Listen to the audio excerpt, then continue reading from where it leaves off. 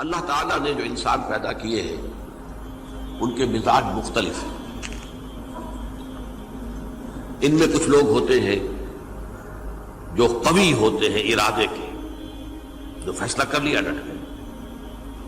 کچھ لوگوں میں وہ قوت ارادی اتنی مضبوط نہیں ہوتی، وہ ادھر ادھر سوچتے رہتے ہیں۔ کچھ لوگ جسمانی طور پر بہت توانا ہوتے ہیں، کچھ لوگ جسمانی طور پر پیدائشی طور پر کمزور ہوتے ہیں۔ تو اگر کوئی قوت ارادی کمزور رکھنے والا شخص ہے، وہ بھی تو اللہ کی تخلیق ہے، اللہ کا بندہ ہے، خطاؤں کا ظہور ہو جاتا ہے، توبہ کرتا ہے، پھر کچھ عرصے کے بعد پھر خطا کا ظہور ہو جاتا ہے، پھر توبہ کرتا ہے، تو ہم تو یہ سمجھیں گے کہ ایک حد کے بعد پھر اس کی توبہ قبول نہیں ہونی چاہیے۔ لیکن حدیث سنیے، وعن ابی ہریرہ رضی اللہ تعالی عنہ قال قال رسول اللہ صلی اللہ علیہ وسلم ان عبدا اذنب ذنبا، یقیناً ایک بندہ جو ہے وہ ایک گناہ کرتا ہے، فقال، پھر وہ کہتا ہے رب، اے میرے پروردگار، اذنبت فاغفر لی، مجھ سے گناہ ہو گیا ہے، مجھے معاف فرما دے۔ فقال ربہ، تو پروردگار یہ کہتا ہے اعلم عبدی ان لہ ربا یغفر الذنب ویأخذ بہ، میرا یہ بندہ یہ جانتا ہے کہ اس کا ایک رب ہے جو گناہ معاف بھی کر سکتا ہے اور سزا دے بھی سکتا ہے۔ کیا معنی ہوئے؟ گناہ اس نے کیا ہے لیکن جانتا ہے اللہ کو کہ وہ معاف بھی فرما سکتا ہے، تبھی تو وہ اللہ سے معافی کی درخواست کر رہا ہے۔ اس کے اس جاننے کی بنیاد پر، اس کے اس علم کی بنیاد پر، اس کے اس ایمان کی بنیاد پر فرمایا غفرت لعبدی، میں نے اپنے بندے کو معاف کر دیا۔ ثم مکث ما شاء اللہ، پھر وقت گزرا جتنا کہ اللہ نے چاہا۔ ثم اذنب ذنبا، پھر اس سے گناہ ہو گیا۔ فقال رب اذنبت ذنبا فاغفر، پھر کہتا ہے پروردگار مجھ سے گناہ ہو گیا، پھر مجھے معاف فرما دے۔ فقال ربہ، اللہ فرماتا ہے عالم عبدی ان لہ ربا یغفر الذنب ویأخذ بہ، میرا بندہ ہے نا جو جانتا ہے کہ اس کا ایک رب ہے، ایمان باللہ اس کے اندر ہے، تبھی تو پکار رہا ہے، اور یہ بھی جانتا ہے کہ وہ گناہ معاف بھی کر سکتا ہے اور چاہے تو پکڑ بھی سکتا ہے، سزا بھی دے سکتا ہے۔ تو فرمایا، اللہ تعالیٰ فرماتے ہیں میں نے فرمایا کہ میں نے معاف کر دیا۔ ثم مکث ما شاء اللہ، پھر ایک عرصہ گزرا اس کے بعد۔ ثم اذنب ذنبا، پھر اس نے گناہ کیا۔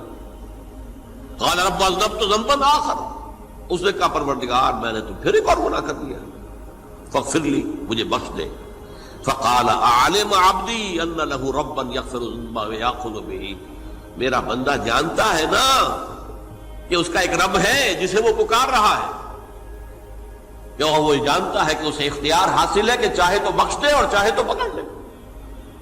اس کے اس علم، اس ایمان کی بنیاد پر میں نے اسے معاف کر دیا۔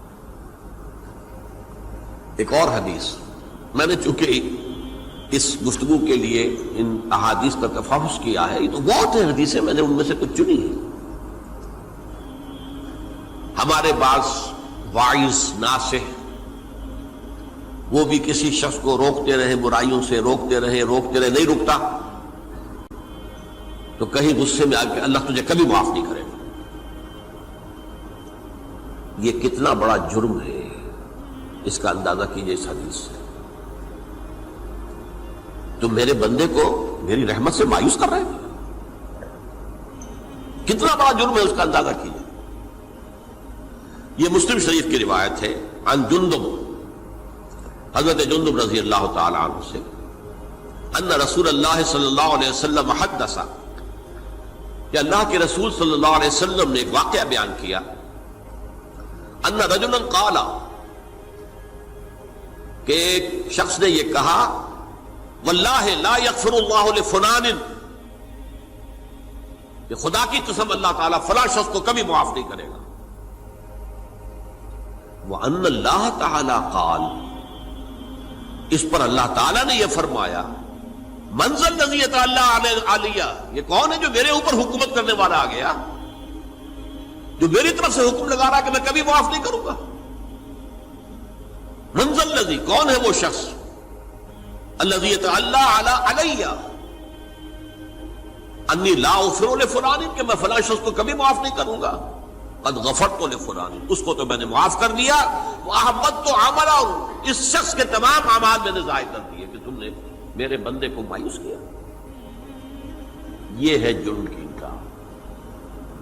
تو توبہ کی دعوت دیتے رہو، توبہ کے لیے لوگوں کو آمادہ کرتے رہو، توبہ جو ہے اس کے لیے ترغیب دیتے رہو، اللہ تعالیٰ معاف فرمانے والا۔ اب آخری حدیث سنا رہا ہوں، یہ تو بہت ہی عجیب حدیث ہے اور متفق علیہ، یہ بخاری اور مسلم دونوں میں۔ حضرت ابو سعید الخدری رضی اللہ تعالی عنہ جو ہے وہ اس کے راوی ہیں۔ حضور نے فرمایا کانا فی من کانا قبلکم رجل قتل 99 نفسا، تم سے پہلے جو امت تھی بنی اسرائیل، گویا کہ ان کا ذکر ہے، اس میں ایک آدمی ایسا تھا جس نے 99 قتل کیے تھے۔ اب آپ اندازہ کیجئے کتنا بڑا گناہ کبیرہ ہے قتل۔ قرآن مجید میں آتا ہے وَكَأَنَّمَا قَتَلَ النَّاسَ جَمِيعًا، اگر ایک انسان کو بھی ناحق قتل کر دیا گیا تو یہ ایسی ہے گویا کہ اس نے پوری نوع انسانی کو قتل کر دیا، اس نے 99 قتل کیے۔ فَهَلْ لَهُ مِن تَوْبَةٍ، پھر اس کے بعد یہ ہوا کہ اس کے اندر توبہ کا جذبہ پیدا ہوا۔ فَسَأَلَ عَنْ أَعْلَمِ أَهْلِ الْأَرْضِ، تو اس نے پھر سوال کیا، لوگوں سے پوچھا کہ زمین میں رہنے والوں میں کون سب سے بڑا عالم ہے؟ فَدُلَّ عَلَى رَاهِبٍ، تو اسے بتایا گیا فلاں راہب فلاں جگہ پر ہے، وہ بہت نیک ہے، بڑا عالم ہے۔ فَأَتَاهُ، وہ اس کے پاس آیا، فَقَالَ أَنَّهُ قَتَلَ 99 نَفْسًا فَهَلْ لَهُ مِن تَوْبَةٍ، انہوں نے کہا دیکھیے راہب صاحب، میں نے 99 انسان قتل کیے، اب مجھے یہ بتائیے کہ میرے لیے توبہ کا کوئی امکان ہے؟ فَقَالَ لَا، انہوں نے کہا نہیں۔ فَقَتَلَهُ، اس نے اس کو بھی قتل کر دیا۔ فَكَمَّلَ بِهِ 100، اپنی سینچری مکمل کر لی، مطلب 99 کے بعد ایک کی کسر تھی، اس کو بھی قتل کیا، 100 پورے کر لیا۔ ثُمَّ سَأَلَ عَنْ عَالِمِ أَهْلِ الْأَرْضِ، پھر اس نے پوچھا کوئی اور کوئی بڑے عالم انسان ہو۔ فَدُلَّ عَلَى رَجُلٍ عَالِمٍ، پھر اس کی رہنمائی کی گئی ایک بڑے عالم شخص کی طرف۔ فَقَالَ إِنَّهُ قَتَلَ 100 نَفْسٍ، تو اس نے وہاں جا کر کہا کہ میں 100 انسان ہلاک کر چکا ہوں، قتل کر چکا ہوں۔ فَهَلْ لَهُ مِن تَوْبَةٍ، میرے لیے توبہ کا کوئی امکان ہے؟ فَقَالَ نَعَمْ، کہا کیوں نہیں، 100 قتل کیے تب بھی کیا ہے، توبہ کا راستہ دروازہ کھلا ہوا، مَا لَمْ يُغَرْغِرْ، جب تک کہ وہ گھنگرو نہیں بج رہا اس وقت تک تمہارے توبہ کا دروازہ کھلا ہوا ہے۔ فرمایا نعم، وَمَن يَحُولُ بَيْنَهُ وَبَيْنَ التَّوْبَةِ، تمہاری توبہ کے درمیان اور تمہارے درمیان کون حائل ہو سکتا ہے؟ توبہ کا دروازہ کھلا ہے۔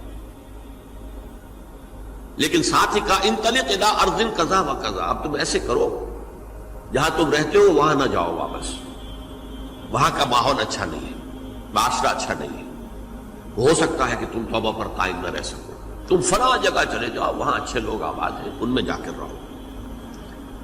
فإن بها أناسا يعبدون اللہ تعالی، وہاں ایسے لوگ آباد ہیں جو اللہ کی بندگی کرتے ہیں۔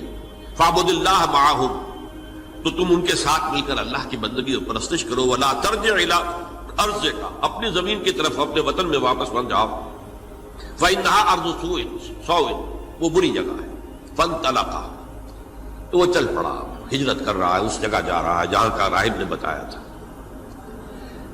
حتی اذا نصف الطریق، جب آدھا راستہ اس نے پورا کر لیا، اتاہ الموت، موت آ گئی۔ فاختصمت فیہ ملائکۃ الرحمت و ملائکۃ العذاب، اب وہ جہنم کے فرشتے بھی آ گئے اس کی جان قبض کرنے کو، اور جنت کے بھی آ گئے۔ فقالت ملائکۃ الرحمہ، رحمت والے جو فرشتے ہیں جنت والے، انہوں نے کہا جا تائبا مقبلا بقلبہ اللہ تعالی، یہ شخص توبہ کر کے اللہ تعالیٰ کی طرف ہجرت کر رہا تھا، اس لیے اس کی نیت کی بنیاد پر اب یہ جنتی ہے، لہذا اس کی روح ہم قبض کریں۔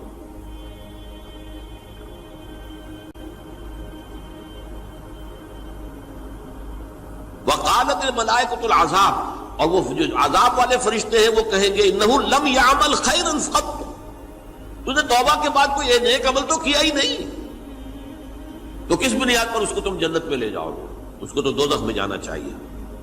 فاتاہ ملک فی صورت الآدمی، تو ان کے پاس اللہ نے ایک اور فرشتے کو بھیج دیا آدمی انسانی شکل کے اندر، فجعلوہ بینہم، تو ان فرشتوں نے کہا بھائی ہمارا فیصلہ کرا دو، اس کی روح ہم لینا چاہتے ہیں یا ہم لینا چاہتے ہیں،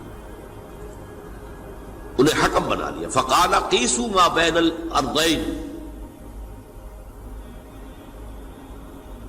فإلی ایتہما کان اقرب، کہ تم فاصلہ ناپ لو جہاں سے وہ چلا ہے اور جہاں جا رہا تھا اور یہاں اس کی موت ہو رہی ہے، تو کون سا فاصلہ زیادہ ہے؟